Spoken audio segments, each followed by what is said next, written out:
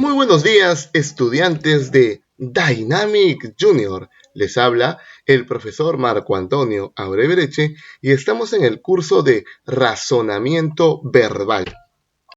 Corresponde ver la estructura del texto, es decir, el tema, la idea principal, las ideas secundarias y el título. Antes de empezar la explicación, quiero mencionarles o indicarles algunas situaciones. En primera instancia, las diapositivas son como un complemento para la explicación.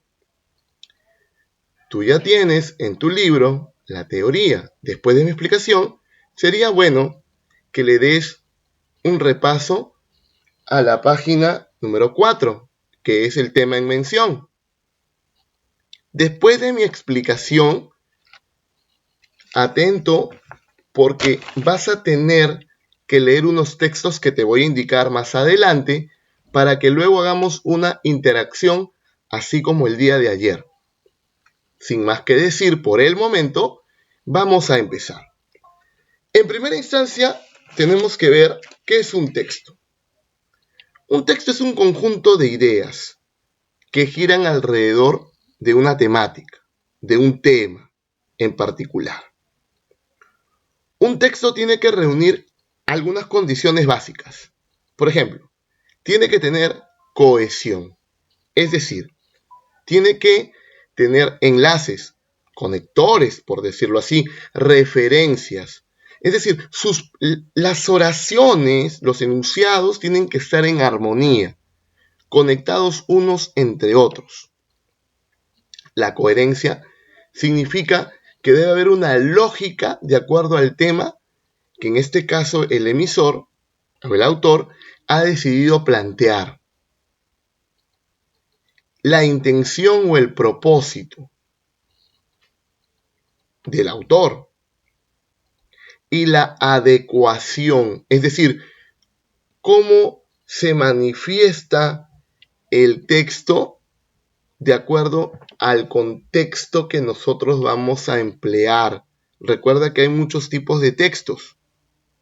Entonces, a partir de estas situaciones, de estas características, vamos a analizar qué elementos tiene el texto, es decir, cómo está compuesta su estructura. En primera instancia, tengo que ubicar para yo poder analizar un texto de manera inicial, lo primero que tengo que hacer es saber de qué se trató en el texto, de qué se habló. Esa es la pregunta clave para yo ubicar el tema. ¿De qué se ha hablado? ¿De qué se trató? Y entonces la respuesta es el tema. Ahora, el tema se expresa en forma nominal, es decir, generalmente antecedido de un artículo. Por ejemplo, puede ser la cura contra una enfermedad, puede ser el imperio tal. Entonces, generalmente con un artículo, ¿bien? Antecedida de un artículo. No afirma ni niega nada, no es que sea una oración extensa, ¿ok? Es simplemente una forma nominal, un tema. Profesor, en el tema se habla, por ejemplo, del descubrimiento de América. Profesor, en el texto el tema es la vida de Mario Vargas Llosa. Ah, correcto. Entonces, yo ya más o menos me voy dando cuenta de qué está hablando. No me está diciendo de qué se trata la vida de Mario Vargas Llosa, no me está diciendo de qué punto sobre el descubrimiento de América, en este caso, en los ejemplos que he mencionado. No. Solamente me dice de qué se habló, de qué se trató el texto, es decir, qué tema abordó. Para yo hallar la idea principal, evidentemente ya tuve que haber identificado el tema. Entonces, la idea principal responde a la siguiente pregunta. ¿Qué es lo más importante que se dice del tema? Tu respuesta es la idea principal. Es decir, tú haces esta pregunta. Ya tienes el tema. Y me pregunto entonces, ¿qué es lo más importante que se dice de? Y complementas con el tema. La respuesta es la idea principal. Pero ojo, la idea principal sí va a afirmar o va a negar alguna idea, pero no va a explicar, no va a ejemplificar, no va a cuestionar. Esas situaciones le corresponde a las ideas secundarias. La idea principal solamente se va a presentar como una oración que contiene el tema y que afirma o niega alguna situación con respecto a lo leído en el texto. Las ideas secundarias son las ideas que se van a desprender de la idea principal y que evidentemente la van a complementar. Estas ideas secundarias sí van a ejemplificar, sí van a dar alguna información específica, sí van a aclarar y todo lo demás. Entonces, retomo. Primero el tema. Después del tema, lo más importante que se dice del tema es la idea principal. Y de la idea principal se derivan las ideas secundarias a manera de ejemplos, de especificaciones o algunos datos complementarios con respecto a la idea eje, que en este caso es la idea principal. El título, no confundir título con tema. El título es el tema más el aspecto específico de este tema. Ambos forman el título. O sea, la suma del tema más el aspecto específico forma un título. Vamos a analizar y resolver el texto 1 en primera instancia, que tiene que ver, veamos la imagen. ¿Quién es? Yo sé que tú ya lo ubicaste. Muy bien. El texto me va a hablar con referencia a Aladino y la lámpara maravillosa. Entonces, ¿qué es lo que tienes que hacer? Tú vas a leer todo este texto 1 y una vez que lo termines de leer, vas a retomar a la explicación que yo te voy a dar. Repito, vas en este momento a tomar tu libro en la página 5. Está el texto 1. Tú vas a leer todo el texto 1.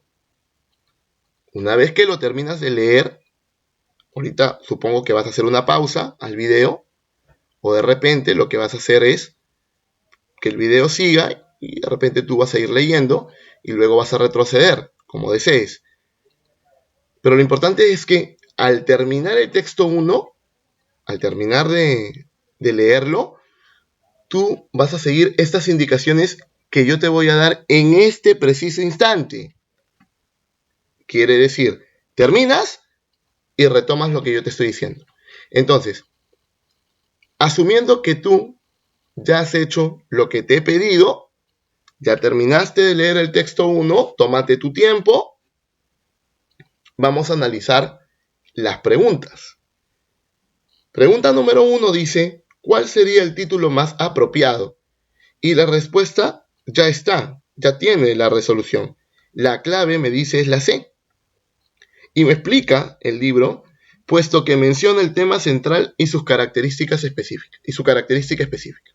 ¿Qué quiere decir esto?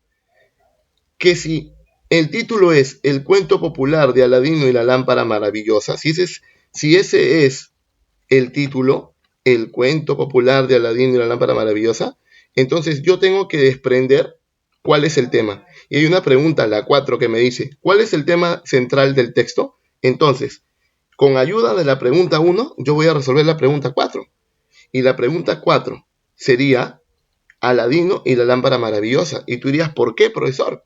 Pues muy fácil, porque el título, al ser la alternativa C, la respuesta correcta, el cuento popular de Aladino y la lámpara maravillosa, significa que está hablando, el tema es Aladino y la lámpara maravillosa, y la especificación sería que es un cuento popular. Por lo tanto, la número 4 es la letra A, Aladino y la lámpara maravillosa, porque es de lo que se está hablando en el texto. Tú dirás, profesor, la D dice, el cuento aladino representa las características formales. Recuerda que una de las características del tema es que no te da especificaciones, no te afirma, no te niega, solo te presenta de qué se está hablando. Entonces, La alternativa A es la correcta. Ahora voy a la pregunta 2, que dice, según el texto anterior, el cuento de Aladino, vamos a analizar una por una, se caracteriza por la multiplicidad de episodios y por su tendencia al realismo. Para nada, recuerda que el texto habla del aspecto mágico, la fantasía. C, refleja únicamente las características estilísticas del cuento mágico, no solamente las estilísticas, también las funcionales, por lo tanto no es la respuesta. D, es producto de la imaginación creadora de un escritor francés del siglo, ¿qué dice acá? 18. Pues no, no es francés. ¿Qué dice? No es. No es el escritor francés del siglo incorporó, dice. Es decir, no es del francés. Es el producto de la imaginación creadora de un... Para nada. Eso tiene que ver con las tradiciones orales antiquísimas. Por lo tanto, la respuesta D no es la correcta. Y luego viene, ha inspirado a más artistas americanos y europeos que artistas árabes. No especifica, al final dice, la versión literaria de la historia de Aladino es conocida en todo el mundo, especialmente en Europa y América, y ha servido de inspiración a muchas obras artísticas, pero en ningún momento dice que ha inspirado a más artistas americanos y europeos. Por lo tanto, la respuesta B dice, ilustra la derrota de los poderosos a manos de los débiles como en los cuentos de hadas, y está literalmente en el texto. Claro que sí. Al igual que en los cuentos de hadas, ilustra temas como el conflicto entre el bien y el mal y el triunfo de los débiles sobre los poderosos. Solo que acá está al revés, pero es lo mismo. Ilustra la derrota de los poderosos a manos de los débiles. La respuesta correcta entonces es la alternativa B. Número 3. De acuerdo con el texto anterior, en la mayor parte de las versiones del cuento Aladino y la lámpara maravillosa, este personaje, vamos a ver, dice, de acuerdo al texto anterior, ¿cuáles son correctas? Vamos a ver. 1. Fue convencido de buscar una lámpara en cueva por un supuesto tío suyo, pero este enfurecido finalmente lo encerró en ello. Lo dejó ahí encerrado, ¿no? Esta afirmación es correcta, la número 1. La número 2 dice, consiguió liberar el genio de la lámpara frotándola con un anillo de un mago le había regalado. Si lees bien, te vas a dar cuenta que acá hay un juego de palabras, por tanto es falso. Y luego dice, una vez hubo descubierto que con la lámpara maravillosa podía convocar a genios poderosos, derrotó al sultán y acabó casándose con su hija. También es falso. No derrota al sultán, para nada. Entonces, la respuesta correcta es la de solo uno. 4. ¿Cuál es el tema? Eso ya lo vimos. Y la última pregunta dice, marca la idea correcta de acuerdo al texto. Dice, al igual que en los cuentos de hadas, ilustra temas como el conflicto entre el bien y el mal. Hasta ahí, esa sería la alternativa correcta. Pero vamos a verificar si las demás no son correctas. Como Aladino no consigue entregar la lámpara al mago antes de salir de la cueva, este se enorgullece. Totalmente falso. El escritor alemán del siglo XIII no era alemán, era francés.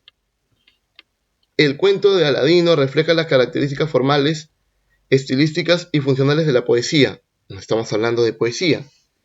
El texto de Alan deriva de fuentes materiales árabes, probablemente sirias. No son fuentes materiales, son fuentes orales. Entonces, hemos comprobado que la respuesta es la alternativa A.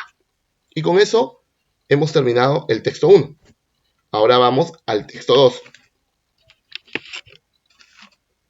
En el texto 2, básicamente nos vamos a dar cuenta que es un texto que tiene fechas, que tiene cronología. Entonces, una vez que ya terminaste de leer el texto 2, tómate tu tiempo, lo mismo que el texto 1, terminas de leer el texto 2 y retomas mi explicación. Entonces, la pregunta 6, que es la primera para el texto 2, te pide que relaciones. Yo te voy a dar un consejo. Cuando tú tengas este tipo de preguntas, tienes que hallar una o dos correctas y el resto se desarrolla por sí solo. ¿Cómo es eso, profesor? Muy bien, fíjate. En el texto menciona claramente que Orfeo es a griegos como Abraham es a cabalistas. Entonces, tú vas a ir a las alternativas y vas a ir descartándolas. Entonces vas a seguir observando, vas a seguir analizando y te vas a dar cuenta, por ejemplo, que la número 2 en Romanos se adecua con la número 5. Eso quiere decir que la clave correcta es la letra B. Vamos a la número 7. Según el texto anterior, y acá yo tengo que completar de acuerdo al texto. La Edda Mayor fue creada en el siglo XII. El manuscrito hallado en 1643 fue atribuido a un sabio célebre. Brynolf creyó haber encontrado la fuente de los mitos islandeses. Saumund fue el autor de la Saumundar Edda, y Edda significa ahora antepasado. Si nosotros vamos descartando, nos vamos a dar cuenta que en el texto menciona que este manuscrito hallado en el año 1643 se les ha atribuido, en la parte que dice que es irremediable, ¿verdad? Que no se le atribuya. Dice, el prestigio era vastísimo. El prestigio de Saumund era vastísimo. Era inevitable que le atribuyeran cualquier libro antiguo y anónimo. Entonces, acá hay algo importante. Bien, menciona y dice que atribuyó a Saumund el sabio, sacerdote y erudito islandés del siglo XII, que logró fama de hechicero y que escribió en latín otras obras. Entonces la respuesta correcta es la B. La 8. ¿Cuál es el tema central del texto? Y creo que se cae de maduro. El origen de la poética no está hablando del origen de la poética. Está hablando de los versos más antiguos. Está hablando del tratado eclesial del siglo XIII. Está hablando de los primeros libros de Abraham. Entonces, y acá está la solución. A lo largo del relato, el eje temático ha sido el manuscrito de arte poético. Por ello, la clave correcta es la alternativa B. 9. ¿Cuál es el título más apropiado? Ojo. Si yo ya tengo, escúchame bien, si yo ya tengo cuál es el tema, es el manuscrito de arte poético, entonces yo me tengo que dar cuenta qué alternativas tienen el tema. Y las alternativas que tienen el tema son la A, la B y la C. La D y la E quedan descartadas totalmente. Entonces voy a analizar cuál es la especificación del manuscrito en este caso. El manuscrito de origen alemán, los manuscritos y sus trasfondos, o el manuscrito incompleto del siglo XIII. Recuerda que acá dice que constaba de 45 hojas de pergamino, de las que faltaban algunas. Entonces sería el título apropiado, el manuscrito incompleto del siglo XIII. 10. Marque la idea que se aleja del texto. Se aleja. Cuando dice que se aleja es que no corresponde al texto, que no guarda relación con el texto.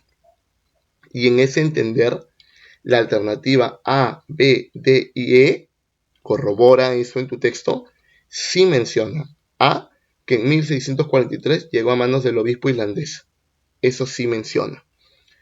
En la B consta de 45 hojas de pergaminos, de las que faltaban algunas. Eso también consta.